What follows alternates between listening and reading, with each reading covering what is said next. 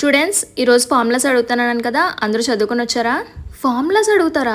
ఇప్పుడు చెప్పారు. హాయ్ బోబోయ్, నేను చదువుకోలేదు. నన్ను అడగకుండా ఉంటే బాగున్నాను. తలదించేద్దాం. మహా, ఫస్ట్ నువ్వే స్టాండప్. ఫస్టే నేనా?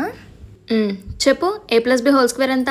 a+b² చదవలేదా?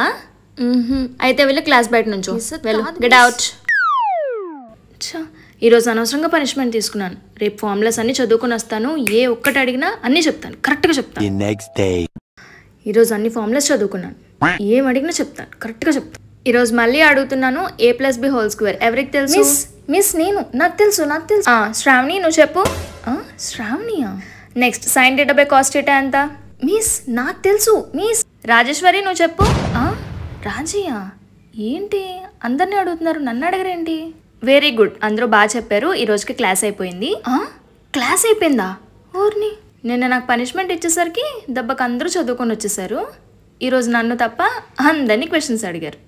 సూపర్.